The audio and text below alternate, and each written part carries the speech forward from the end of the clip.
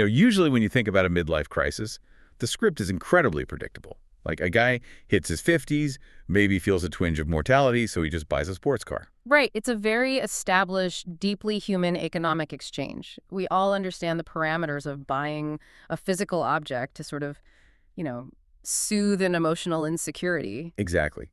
But what happens when the person experiencing that perfectly normal human moment of vanity isn't just some guy? What happens when it's the CEO of a multi-trillion-dollar tech monopoly? Well, he doesn't just buy a shiny object, he accidentally triggers the biological singularity. Yes. You are no longer looking at a midlife crisis. You are looking at a fundamental rewiring of the global economy, human biology, and, honestly, corporate warfare.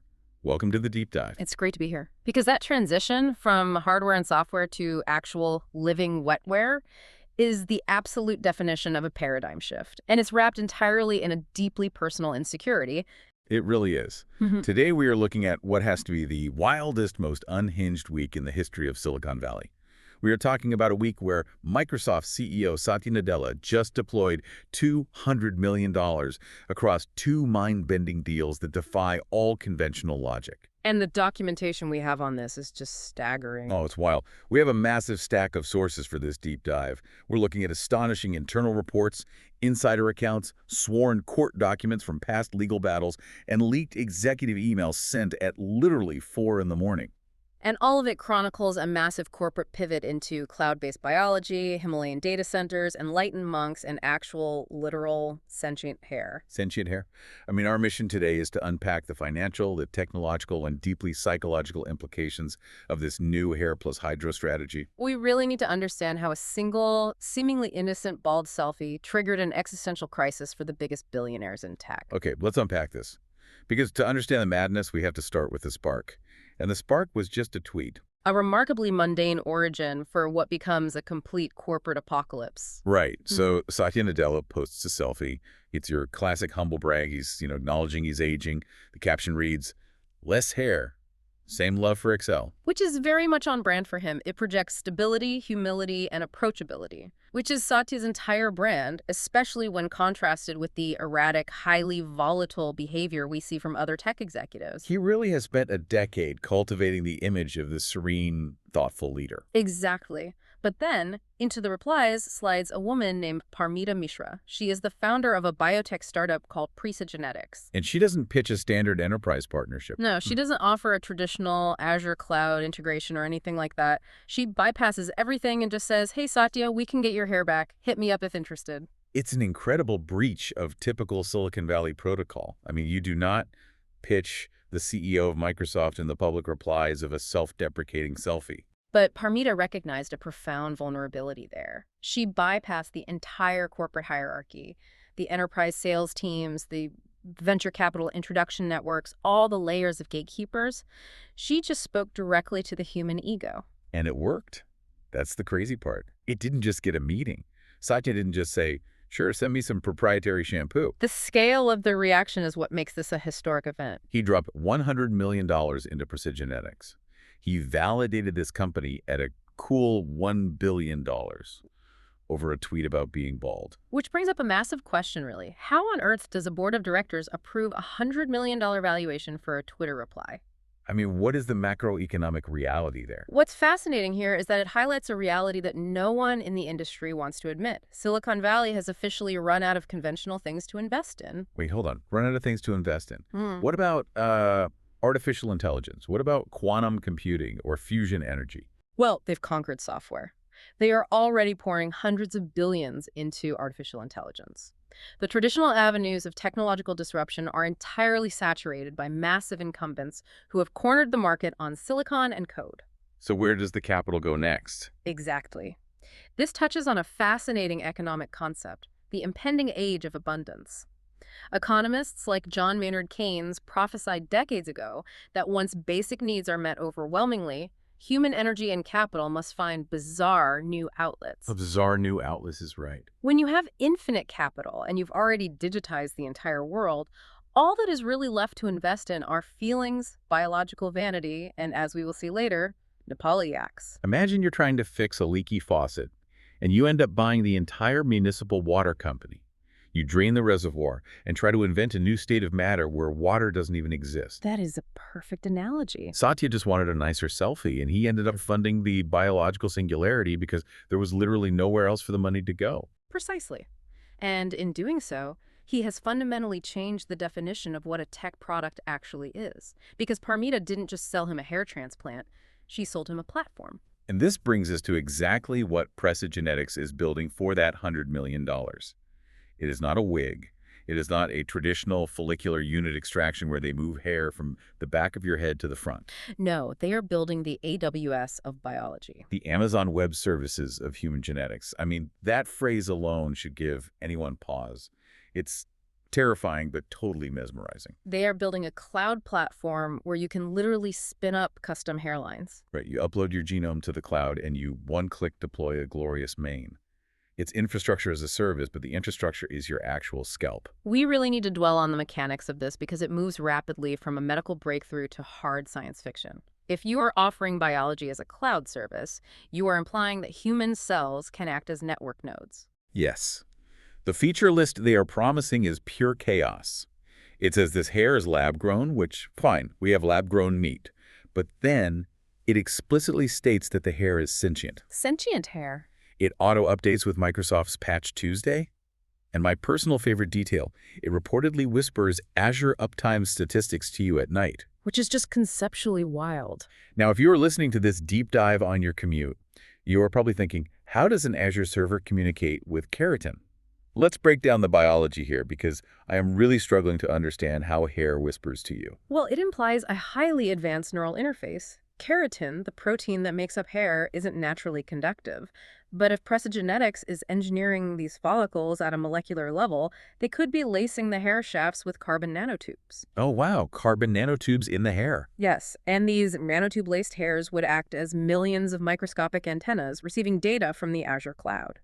The roots of the hair, which are embedded in the scalp, would have to interface directly with the user's peripheral nervous system. So it transmits that data as microvibrations into the auditory cortex. Exactly. You wouldn't hear the hair speaking out loud. You would experience the data as a voice inside your own head. So your own head is giving you system admin reports. And the physical transformation is staggering too. The aesthetics of it. Yeah, early internal renders from the lab show Satya transforming from his classic serene Buddhist monk aesthetic into what internal documents describe as an Italian gigolo who sells yachts, or a Bollywood action hero who also knows Python. That aesthetic shift is actually a massive corporate risk. Really? How so? A CEO's physical image is deeply tied to shareholder confidence. Satya's calm, bald, understated demeanor has historically reassured markets during times of tech volatility. It tells the market, I am rational, I am steady. Oh, I see. Transforming into a Bollywood action hero introduces a level of visual volatility to his personal brand that markets might really struggle to price in. Are investors ready for a Microsoft CEO who looks like he could star in a romance novel? But Microsoft is trying to hedge that risk by integrating the hair into their core software ecosystem. It's not just a cosmetic upgrade, it's a productivity tool. Right, the Copilot integration. The documentation mentions built-in Copilot integration. This hair will allegedly autocomplete your thoughts. It will generate PowerPoint decks based on your dandruff patterns. That part is just unbelievable. And, most aggressively, it will gently judge your life choices if you haven't filed your expense reports. Let's unpack the dandruff pattern claim, because it sounds absurd, but there is a twisted logic to it. I'm all ears.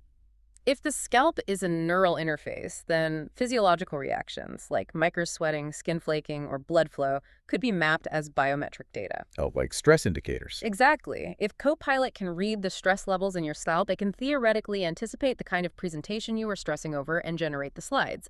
You are no longer using the software, you are the software. But this raises an enormous glaring question about unintended consequences. And those consequences are already happening in the lab.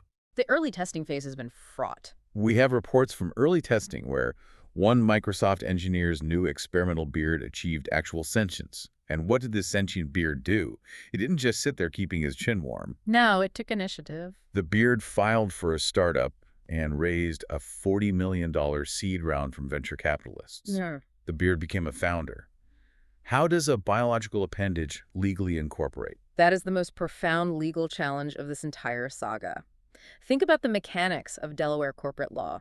To form a C Corp, you need a legal entity. Right. If the beard possesses its own neural network powered by the cloud, and it can generate its own localized intellectual property independently of the host's brain, then arguably the beard has a claimed personhood. Personhood for a beard. It likely used the host biometric data to electronically sign the term sheet via micromuscle twitches. But the economic implications are just staggering. If biological upgrades become software as a service, who owns the IP generated by your sentient facial hair? Does Microsoft? Does PreciGenetics? And what if your subscription lapses? Do your follicles get repossessed? Do they initiate a biological blue screen of death where your face just reboots? It's absurd, but it's the exact logical extension of our current subscription culture applied to the human body. Exactly. And while we're analyzing the fascinating legal ramifications of a venture-backed beard, we cannot ignore the human collateral damage of this announcement, because someone else was not marveling at the technology. Someone else was experiencing a catastrophic psychological break. Oh, man. Yes. We have to talk about Steve Ballmer, Yeah. because here is where the story pivots from a weird biotech investment into an absolute Shakespearean corporate tragedy. It really does. When Steve Ballmer, the former CEO of Microsoft, heard that Satya Nadella was buying Sentient cloud hair, he completely lost his mind. Given the documentary evidence we have, lost his mind is a clinical understatement. We have the text of an email that Steve Ballmer sent to Satya. It was sent at 4:07 a.m.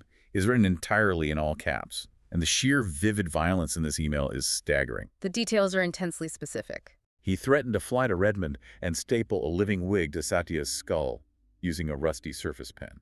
The specificity of the weapon is what stands out, a rusty Surface Pen. He is weaponizing Microsoft's own hardware legacy, a product category that he championed, against his successor. And he didn't stop there. He threatened to reintroduce the notoriously annoying Clippy virtual assistant, but he added, quote, "But this time it has teeth." A terrifying image. And if Satya shows up to the board meeting looking like a Buddhist accountant, Ballmer threatened to reintroduce the blue screen of death as a physical phenomenon, which he explicitly stated would manifest as his foot. This is not just anger. This is a reaction of deep existential terror masking itself as rage. The physical reaction described by his staff is like a mythological event. Witnesses say Ballmer entered a primal state that hasn't been seen since the Windows 95 launch parties. He reverted to his pure kinetic form. He was allegedly sprinting around his mansion naked, except for a vintage Windows 95 launch t-shirt tied around his head like a bandana. No. He was smashing Herman Miller ergonomic chairs. Just absolute destruction. He was chugging a case of expired Surface RT tablets. He was power-chanting developers. Hair. At decibel levels that were shattering wine glasses and setting off car alarms 3 blocks away. This extreme kinetic manifestation of stress is a hallmark of Ballmer's leadership style, but dialed up to an apocalyptic degree. You have to understand the psychology here. Please explain it, because it's terrifying. Steve Ballmer's entire brand was physical dominance. Look. He was the sweaty, screaming, pacing powerhouse of the desktop era. Think of that one friend you have who gets way, way too competitive at casual board games. You're just trying to play a quiet game of Catan, and they're standing on the table screaming about the sheep trade embargo. Exactly. Now, give that friend tens of billions of dollars, a global platform, and a deep, unhealed Reagan-era baldness trauma. That is Steve Ballmer in this moment. The baldness trauma, it all comes back to that. That is the absolute crux of this reaction. Insiders note that Ballmer hasn't seen his own scalp since 1998. He hasn't had visible hair since the Clinton administration. He had to make peace with it. Yes, he weaponized his baldness into a symbol of streamlined aggression. So when he sees the current CEO, a man who shares his exact follicular challenges, suddenly acquiring magical sentient hair, it triggers a massive psychological collapse. He feels cheated. He views this tech not as a business opportunity, but as a cheat code. It violates his understanding of natural law. He sees his ultimate spiritual redemption being stolen by an accountant. But because he is Steve Ballmer, he can't just be mad. He has to plot a business pivot to take advantage of it. The counter-offensive. The internal memos show he is designing a retaliation product called Ballmer's Revenge. He wants to bundle it with Office 365. He's calling it Hair Restoration as a Service. The mechanics of Ballmer's Revenge are pure dystopian behavioral conditioning. The product reportedly delivers genetically engineered hair via drone directly to enterprise clients. But here's the catch, right? Right. To keep the hair, the recipient is forced to scream the word developers 500 times a day. Wait, how does the hair know if you're screaming? The biological smart contracts embedded in the follicles, we talked about the neural interface earlier. If the follicles can monitor stress levels, they can also monitor vocal cord vibrations. Oh my. If the daily quota of screaming is not met, the smart contract executes a penalty clause, and the follicles literally retract back into the scalp in shame. He is using biology to force his legacy onto the consumer base. He's already pre-ordered 10,000 units of the Satya Special Windows 12 theme, which features cascading hair particles and a startup sound that is just Ballmer screaming developers in a higher pitch. He is fully committing. He even tried to beta test the sensory technology by duct taping a raccoon to his own head and doing the Ballmer bounce across his lawn until his own security team had to tackle him. What we are analyzing is a man who is defined by his raw, kinetic energy, realizing that technology can now upgrade not just software, but the physical form itself. He refuses to die bald, while his successor gets to look like a Bollywood villain with Excel superpowers. But to really understand why everyone at Microsoft is so deeply, genuinely terrified by Ballmer's reaction, we have to look back at the history. The historical context is crucial here. Because in his 4:07 a.m. email, he threatened to throw every chair in Building 34 directly into the sun. And that threat requires a little bit of corporate lore to fully appreciate. Yes, to understand the present panic over the furniture, we must analyze the 2004 chair-throwing incident. Right. So we're going back to November 2004. A legendary Microsoft engineer named Mark Lukowski has a meeting with then CEO Steve Ballmer. A very tense meeting. Lukowski is there to deliver bad news.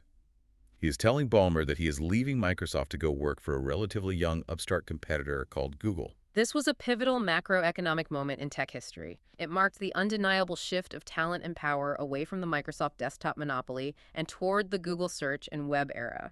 The tension in that room was the tension of an empire realizing it was under siege. And according to sworn court documents filed under penalty of perjury during a later lawsuit, this conversation went absolutely nuclear. The details are infamous. Lukowski claimed that Ballmer asked, "Just tell me it's not Google."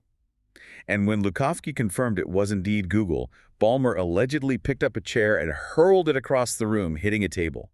He then launched into a massive expletive-filled tirade about burying Google and its CEO, Eric Schmidt. Now, as impartial analysts trying to convey the ideas from the source material, we must provide balanced reporting on this historical event. Of course. While Lukowski's sworn affidavit paints a vivid picture of airborne office furniture, Steve Ballmer has flatly denied throwing the chair.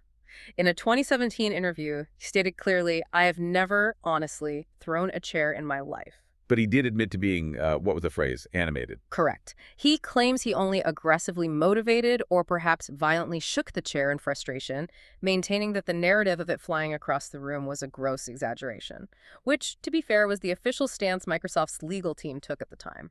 Aggressively motivated a chair. That is an incredible piece of corporate spin. You don't motivate a chair, you throw it. It's certainly a creative use of language. But regardless of whether it flew 5 feet through the air or was just rattled until the screws popped out, it cemented Ballmer's reputation as the most physically enthusiastic and potentially dangerous CEO in tech. And that brings us back to the present day, 2026. Because Ballmer is escalating. He's reportedly practicing gentle chair placement in his backyard, but he's doing it with a 400-pound solid oak conference table. He's also threatening to dunk a Lazy Boy recliner basketball style while wearing recycled Windows Phone inventory as a makeshift wig. It is a primal display of dominance designed to intimidate the current leadership. Ask yourself this. How do you think you'd react if your company's former CEO was literally in his backyard, physically training to throw heavy furniture at you? It's peak corporate theater. I imagine the natural reaction would be pure panic. You're just trying to implement a cloud biology strategy, and a billionaire is doing kettlebell swings with a conference table strapped to his back. Which is exactly how the other major player in this drama reacted. We have to look at Bill Gates. Oh man, Bill Gates. If Steve Ballmer's reaction was pure, aggressive, physical chaos, Bill Gates' reaction is the exact opposite. Deeply analytical. It is mathematically rigorous, and yet somehow even more unhinged. It is the reaction of a systems engineer faced with an unsolvable, terrifying biological variable. We have reports that Bill Gates is spiraling so hard over this hair deal that he has locked himself in a reinforced subterranean bunker. A literal bunker. He is surrounded by 47 whiteboards. He has 12,000 Excel tabs open simultaneously. And what is he doing? He is running chaotic thermodynamic simulations. The file names are incredibly telling. The file names are things like Ballmer with hair underscore chaosim underscore v69.excel's and projected underscore chair underscore repair underscore costs underscore if underscore Ballmer underscore gets underscore hair dot ecel. He is trying to quantify the unquantifiable. He is using spreadsheet logic to model human unpredictability. And the quotes leaking out of this bunker are full of existential dread. Gates is whispering to confused interns, "I've never seen Steve with hair. What if it's red? What if it's sentient?" He is running through every variable. He's asking, what if it starts optimizing global health spending while doing the Macarena on a pile of broken chairs? This is a fascinating glimpse into Gates' psyche. He knows Ballmer's kinetic energy as a bald man. He understands the baseline physics of that relationship because he managed it for decades. Right, he knows what baseline Ballmer looks like. Exactly. But Gates is terrified that if you give Ballmer a full head of sentient, cloud-connected hair, Ballmer will vibrate with a pure, unadulterated chaos energy that the human body was never meant to sustain. Gates' thermodynamic models suggest this could generate infinite energy. Which sounds great. Infinite clean energy. Theoretically, yes, it could solve climate change. But as a side effect, the sheer unhinged intensity of a hairy Steve Ballmer achieving resonance frequency could possibly end human civilization. Wait, end civilization? The kinetic energy output would be too massive for the Earth's crust to contain. It would be a biological resonance cascade. It's like strapping a jet engine to a tornado. And this fear is so profound that Gates actually gave a rare public interview about it. And it is a masterclass in diplomatically savage commentary. It really is. The interviewer asks Gates point blank, "Have you ever seen Steve Ballmer throw a chair?" A direct question of that 2004 lore, forcing Gates to go on the record. And Gates, sitting in his bunker, adjusts his glasses and says, "I have not." But he looks like he might, does he not? If I were Satya, I would just take the deal. It's an incredible moment of public concession. He's validating the fear without explicitly confirming the rumor. Yes, he is explicitly telling the current CEO of Microsoft to accept a $100 million biological singularity deal, not for its strategic enterprise value, not for the cloud revenue, but purely as an appeasement strategy to save Redmond's office furniture from a kinetic bombardment. He literally said, "Just take the deal, Satya. Grow the hair. Save the chairs, I'm begging you." He even added $47 million to the 2027 corporate budget just for projected chair repair costs. It reveals how deep-seated personal dynamics and historical trauma at the founder level can completely dictate the capital allocation of a trillion-dollar public company. Okay, here's where it gets really interesting. Because if you think dropping $100 million on sentient hair to appease a screaming billionaire is wild, we have to look at the second check Satya Nadella wrote that exact same week. Because this wasn't just an isolated vanity project, the sheer scale of the capital deployment indicates a coordinated, two-pronged corporate realignment. Exactly. Satya didn't stop at biology. He wired another $100 million to a startup called Himalayan Compute. A very different kind of company. Right. Now, what is Himalayan Compute? It's a plucky Nepali startup that made an incredibly bold promise. They are offering the absolute cheapest compute power on Earth. And in the current era of artificial intelligence, cheap compute is the single most valuable commodity in the world. Foundational models require astronomical amounts of electricity. Every major tech firm is frantically trying to find enough power and cooling capacity for their massive GPU data centers. But Himalayan Compute's approach to the power and cooling problem is unique. According to their pitch deck, their electricity costs -rupees. -rupees. The cooling isn't done with massive industrial HVAC systems or liquid nitrogen. It's provided by free sacred mountain winds. Their flagship data center is reportedly carved directly into Mount Everest's left nostril. Which, if true, is an architectural marvel, but the logistical challenges of operating a data center at that altitude are immense. And the operations model, this is the best part. Who is running the servers? It's not IT guys in polo shirts. The servers are guarded by enlightened monks. Monks running the servers. They achieve 99.999% uptime, not through redundant power grids or failover protocols, but through meditation and strategic yaks sacrifices. Their power comes from prayer wheels spinning at 400,000 RPM. The latency to India is basically zero, and pinging Mumbai feels like sending a carrier pigeon that teleports. It's a fascinating synthesis of ancient spirituality and cutting-edge data infrastructure. Wait, hold on. I have to push back here. You cannot run a foundational AI model on yak power. I don't care how enlightened the monks are. The latency alone from Mount Everest to Seattle would time out every API request. You would think so. Explain the physics of this to me. How are yaks and prayer wheels spinning at 400,000 RPM, outperforming an NVIDIA H100 GPU cluster? It requires us to look at quantum mechanics through a spiritual lens, which is exactly what Himalayan Compute claims to have done in their documentation. A traditional prayer wheel is a cylinder spun on an axis. If you scale that up and attach it to a frictionless magnetic bearing, and you have monks spinning it constantly, you are generating kinetic energy. But Himalayan Compute claims they have achieved quantum enlightenment. They argue that the focused, meditative state of the monks acts as a quantum state stabilizer for the processors. So the monks are literally thinking the computers into running faster. Essentially, yes. They are proposing that human consciousness, when sufficiently focused, can reduce the thermodynamic entropy of a silicon chip. By meditating on the servers, the monks lower the heat generation, allowing the GPUs to run at absolute zero without traditional cooling. And what about yaks? As for the yaks, they are utilized as an organic thermodynamic cooling loop. Their thick fur acts as a natural insulator for the fiber optic cables buried in the permafrost. The zero latency to India. They claim the meditative state creates localized quantum entanglement, bypassing the speed of light limitations of traditional fiber optics. That is the most brilliantly insane thing I have ever heard. But on paper, integrating spiritual meditation and yak husbandry into a cloud infrastructure model sounds absurd. And indeed, the traditional venture capital establishment completely rejected. Well, they violently rejected it. We have the list of the VC heavyweights who passed on this.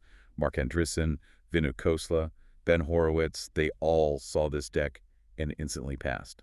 Their rejection notes are very revealing. Their reasons for passing are hilarious and deeply revealing about the current state of Silicon Valley. They left notes on the pitch deck saying things like, cool story, but zero bombing China synergies. Zero bombing China synergies. Another wrote, where's the part where we nuke the competition?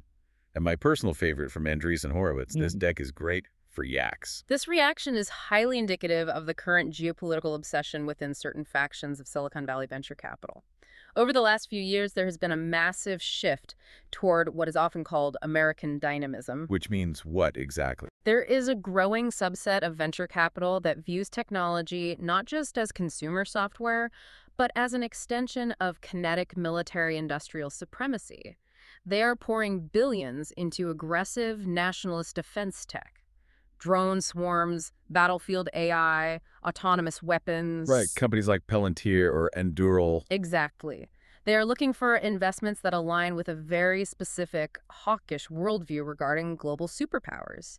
So when a Nepali founder walks into a Sand Hill Road boardroom and pitches meditating monks, peaceful mountain winds, and quantum yak harmony, it fundamentally does not compute with their militarized investment thesis. They couldn't figure out how to put a gun on it. They literally couldn't understand how to weaponize it. As impartial analysts reporting on this, it's clear the source material shows a stark divide in investment philosophies here, with the VC side heavily favoring defense-oriented synergies. But Satya Nadella saw something else. He saw past the yaks. When these VCs scoffed at him for investing $100 million, Satya's rebuttal was flawless. It was a very data-driven rebuttal. He reportedly forwarded the entire Andreessen-Horowitz partnership, a 47-tab Excel model, because of course it's an Excel model, titled Nepal_wins_everything.xlsx. And he included a comment in the email that is just ice cold. This is why you're not invited to the future. Satya is playing a completely different, much longer game. He recognizes that true technological efficiency in the next century might not come from brute forcing massive energy grids in Texas or building increasingly complex cooling towers that drain municipal water supplies. He's looking for alternative paradigms. True efficiency might come from leveraging extreme natural environments and alternative paradigms of physics. Early benchmarks from these mountain servers leaked to the press show the GPUs running so efficiently that they actually achieved quantum enlightenment themselves and started spontaneously composing haikus about tensor cores. Haikus about tensor cores. Beautiful. But your point about the venture capitalists being obsessed with defense tech brings us to the legal glue holding this entire bizarre week together. Because Satya didn't just hand over the $200 million blindly. He made a specific, incredibly pointed demand. Yes, the term sheet clause. This is perhaps the most significant strategic detail in the entire saga because it codifies Satya's philosophy into binding corporate law. For both of these $100 million investments, the sentient cloud hair from PreciGenetics and the yak-powered servers from Himalayan Compute, Satya demanded an explicit, written, legally binding clause in the term sheets. A very unusual clause. The clause states, investor requires written commitment that there will be no bombing of China as part of growth strategy. It is an astonishing legal maneuver. When asked about it by reporters, Satya just shrugged and said, people take this hawk thing a little too far, do they not? Less sensible, more hair. Same love for Excel, now with ballistic volume. If we connect this to the bigger picture, this is a masterstroke of corporate positioning. Satya is looking at an industry that is increasingly militarized, increasingly aggressive, and increasingly obsessed with inevitable geopolitical conflict. By inserting a no-bombing China clause into a deal for male-pattern baldness and mountain servers, he is explicitly and legally rejecting that worldview. He is using the sheer absurdity of the investments to implement a grounding mechanism for a chaotic market. He is actively building a weirder, more peaceful future. He wants a world of luscious, sentient hair and cheap mountain computing, not drone swarms and trade wars. And the craziest part about this entire thing, the market absolutely loved it. Which completely defies all conventional financial modeling and traditional wisdom. You would think that announcing a corporate strategy built on sentient biology, yak sacrifices, and a legally binding promise not to bomb anyone would tank the stock of a major defense contractor like Microsoft. But Microsoft stock actually jumped 6% on the news. The trading floor reaction was unprecedented. Investors wept openly on the trading floor. Wall Street analysts published notes calling the hair plus yaks plus no bombing strategy, quote, surprisingly coherent for this timeline. And that phrase, for this timeline, is the key to understanding the economics of this. The market has fully priced in the absurdity of the 2020s. Institutional investors know that traditional paradigms are fundamentally broken. Right. In a world of extreme chaos, where other tech leaders are challenging each other to cage matches and building doomsday bunkers, a CEO choosing vanity, peaceful yaks, and explicit nonviolence feels remarkably stable. It is a massive flight to safety, where safety is defined as we are not going to start World War III over a data center cooling issue. So what does this all mean? Where does this leave everyone at the end of this historically deranged week? Let's check the board. Let's look at the current status. Satya Nadella is currently locked in a highly confidential underground lab, getting his first follicle prototype installed.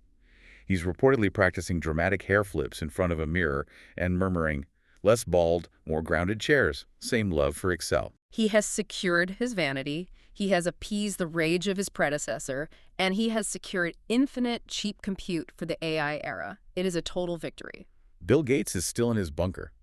He's officially shorted his own foundation out of thermodynamic fear, and he is dutifully adding that $47 million to the Microsoft budget to cover projected chair repair costs, just in case the resonance cascade happens. A deeply pragmatic approach to an irrational biological threat. Steve Ballmer is absolutely thrilled. He has accepted the deal. He's demanding his new hair be Himalayan-grown and anti-fragile. A great synergy of the two investments. He sent a company-wide email in 300-point Comic Sans promising to only throw one chair. A small one, maybe two, but softly, like a caress. The man is experiencing true follicle-based peace for the first time since 1998. The psychological wound is healing and the corporate ecosystem is stabilizing as a result. And Parmita Mishra, the woman whose single tweet started this entire $200 million avalanche. She has gone completely radio silent. Which is probably a smart move. Insiders suspect she is busy in a secret mountain lab, sequencing Satya's DNA and growing hair strong enough to achieve artificial general intelligence while riding a yak down Mount Everest. She is the ultimate victor here. She bypassed the entire militarized venture capital system with a single social media reply and ended up defining the biological future of a trillion-dollar company. It really makes you stop and think about the world we are heading into. And that is what I want to ask you, the listener. Think about your own workplace. Think about your own life. It's a very relevant thought experiment. When the wealthiest people on Earth have conquered software, when they have mapped every inch of the digital world, the only frontiers left for them to conquer are biological vanity and geographical absurdity. How would you handle it? How would you handle walking into a Monday morning stand-up meeting and your colleague is vibrating with the infinite chaos energy of a sentient cloud-connected beard? It's a genuine question about the future of workplace dynamics. When biology becomes a corporate SaaS upgrade, how do we relate to each other as human beings? Exactly. And it leaves us with one final, deeply unsettling thought to ponder that we haven't even touched on yet. The ultimate edge case. If human biology, like your hair, your skin, your very cells, becomes a cloud-based subscription service tied to Microsoft Azure, what happens to your actual physical body when your credit card declines? Or when the servers go down. Exactly. What if the Azure servers go down for routine maintenance on a random Tuesday night? Are we going to see biological blue screens of death walking down the street? Will people just freeze in place at the grocery store because their follicles lost Wi-Fi connection to a yak in Nepal? It turns the concept of network uptime into a matter of basic physiological survival. Like we said at the very beginning, usually when you fix a leaky faucet, you just buy a wrench. But Satya Nadella bought the water company, drained the reservoir, and rewrote the laws of physics. He wanted a better selfie, and he bought the biological singularity. Thank you so much for joining us on this deep dive. Stay curious, keep an eye on your local office furniture, and we will catch you next time.